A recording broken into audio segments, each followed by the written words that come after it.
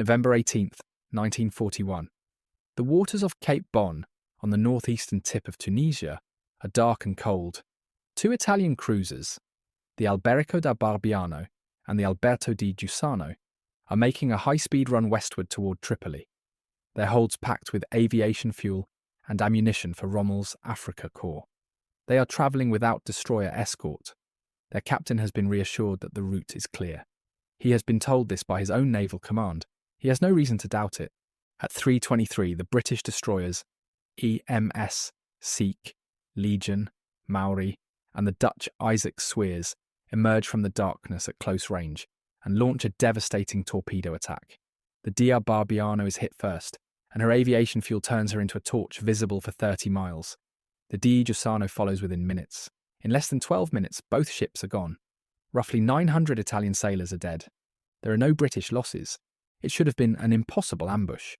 The Italians had kept their mission secret, routing the ships through waters they believed unsurveilled.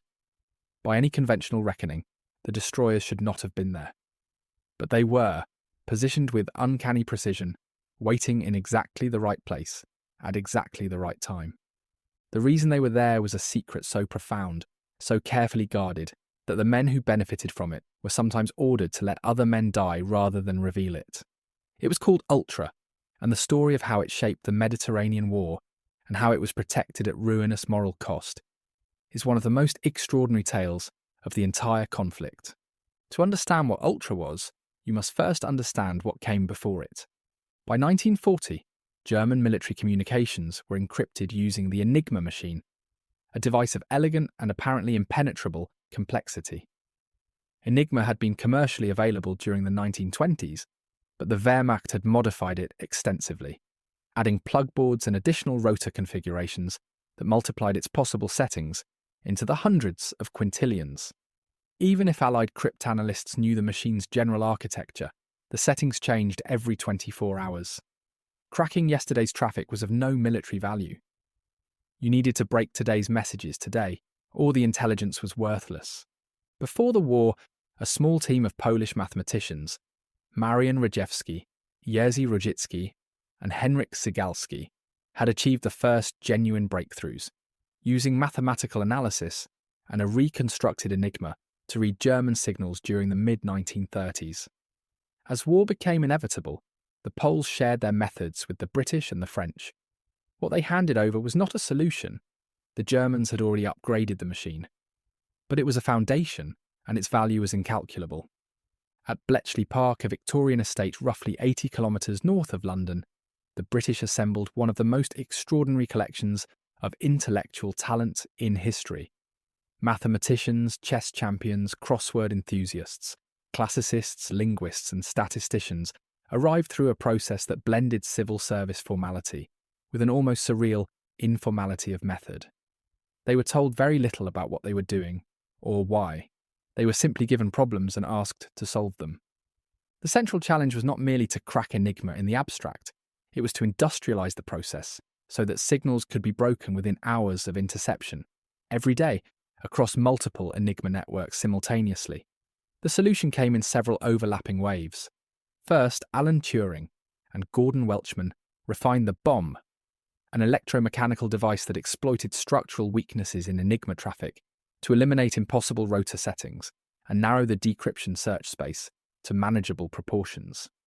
A single bomb, roughly the size and weight of a wardrobe, could test millions of rotor configurations in a matter of hours. By 1942, Bletchley operated more than 200 of them, with additional machines being constructed at locations across Britain. By the war's end, that number would exceed 2,000. The bombs did not decrypt messages directly. They identified candidate settings, which human analysts then tested against real traffic. The entire process, from interception to decoded plain text, could take anywhere from a few hours to several days, depending on the complexity of the particular Enigma network. German naval Enigma, which used 4 rotors instead of 3 and incorporated a separate naval codebook system, was the most difficult of all. Its signals went unread for extended periods, at catastrophic cost to Allied Atlantic convoys. But in the Mediterranean, where the Italian Regia Marina used a combination of Enigma and their own cipher systems, and where German logistics signals for the Africa Corps were often transmitted in more vulnerable forms. Ultra delivered intelligence of devastating quality. And here is where the moral complexity begins. If you are finding this interesting, a quick subscribe helps more than you know. Ultra's value depended entirely upon the Germans and Italians not discovering it. The moment they realised their ciphers had been broken, they would change their systems, the intelligence would dry up, and all the effort of Bletchley Park would be rendered worthless. This meant that every piece of ultra intelligence had to be handled with extreme care. It could not simply be acted upon, at least not obviously. Every operation that exploited ultra needed a plausible alternative explanation for how the intelligence had been obtained. A reconnaissance aircraft that supposedly spotted the convoy, a fictitious agent ashore who radioed in the ship's position, an intercepted low-grade signal that might have revealed a sailing time. In Malta, at the headquarters of Admiral Andrew Cunningham, commanding the Mediterranean fleet, this calculus was applied with cold precision. Cunningham knew, in a way his captains often did not, which of his successes rested on ultra and which on conventional intelligence. He also knew which potential successes had to be declined. There were moments, documented in post-war accounts and in the meticulous records, eventually declassified from Bletchley, when convoys were allowed to pass unintercepted because attacking them would have required too many coincidences to explain, would have made the source too obvious. There were airmen dispatched on so-called sighting patrols not to search for ships but to be seen searching, so that when the ships were subsequently sunk, the Axis would attribute the interception to airborne reconnaissance. The fiction had to be maintained at almost any cost, because the alternative, losing ultra, would cost more lives still. The Da Barbiano and Di Giussano sinking was one of the cleaner episodes. The destroyers could plausibly claim to have been vectored by a patrolling aircraft, and the Italians ultimately attributed the disaster to a combination of bad luck and poor escort planning. But not every case resolved so neatly. The German comparison is illuminating. The Wehrmacht and the Kriegsmarine were not passive in the signals intelligence war. Germany had its own cryptanalytic organisation, the Beobachtungsdienst, the B-Dienst, which had cracked British naval codes during the early years of the war and was reading Royal Navy signals traffic with alarming regularity until the British codes were eventually changed in 1943. This gave German U-boats directed by Admiral Karl Dönitz the ability to route wolf packs directly onto convoy tracks. The losses during the Mid-Atlantic Battle of 1942 and early 1943 were catastrophic. More than 500 Allied ships sunk in those 2 years, representing over 3 million tons of shipping. What the B-Dienst could not do was crack the deeper layers of British military communications or achieve the consistent multi-source coverage that Ultra provided. German cryptanalysis was skilled and dangerous, but it operated with fewer resources, less mathematical innovation, and, crucially, a more rigid command structure that made it harder to integrate intelligence into operational planning with the fluidity Bletchley eventually developed. The American contribution, when it came after Pearl Harbor, was to provide enormous additional industrial capacity for bombe production and for signals interception. But the analytical core remained British, centred on Bletchley and its outstations. The Americans operated their own code-breaking effort at Arlington Hall and later at other facilities, and their work against Japanese codes, particularly the breaking of JN-25 and Purple, was of comparable significance in the Pacific theatre. But in the European and Mediterranean wars, the relationship was essentially one of British method, amplified by American resource. The full scope of Ultra's impact on the Mediterranean campaign is still a matter of careful historical assessment, partly because the records remained classified until the mid-1970s, and partly because the operational archives are vast. What can be said with confidence is this: the destruction of Italian supply lines to North Africa, which contributed so substantially to Rommel's eventual defeat, was heavily shaped by ultra-intelligence. At its peak, between 60 and 75% of all Italian merchant shipping attempting to cross to Tripoli or Benghazi was being sunk. For an army that depended entirely on sea supply, that had no alternative overland route and no strategic reserve, this was operationally fatal.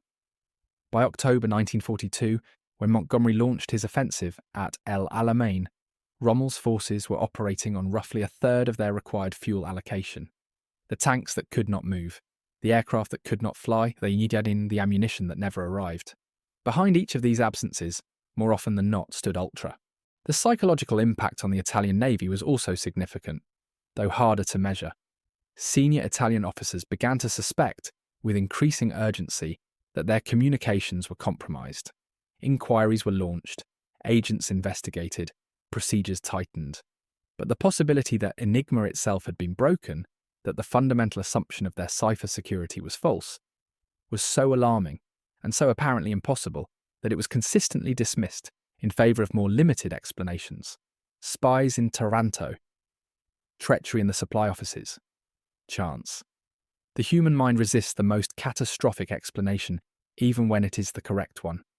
The legacy of Ultra reshaped not merely the Second World War, but the entire subsequent architecture of signals intelligence.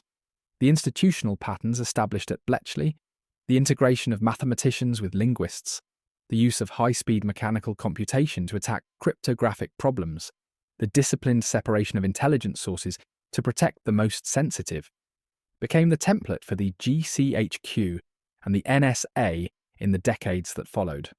The Bombe's logical descendants are not difficult to identify in the computational structures of the modern intelligence world. For those wishing to see physical survivors of the Ultra effort, the Bletchley Park Trust now operates the estate as a museum, with working reconstructions of Bombe machines in operation. The National Museum of Computing, also based at Bletchley, houses further exhibits relating to the computational infrastructure of the code-breaking effort. A small number of original Enigma machines survive in museum collections, including at the National Museum of the Royal Navy in Portsmouth and the Imperial War Museum in London. Return for a moment to that dark stretch of water off Cape Bon. 2 cruisers burning, 900 men in the water, destroyers already turning away into the night, their work completed in less than a quarter of an hour. From the outside, it looked like a piece of improbable fortune, one of those chance encounters that cluster, in retrospect, around the mythology of decisive campaigns. It was not chance.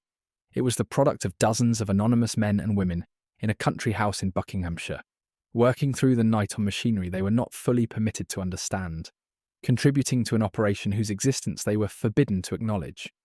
It was the product of moral decisions made by admirals who knew that the appearance of accident had to be preserved even when it cost lives. It was the product of the most ambitious and most disciplined act of collective intelligence in the history of warfare.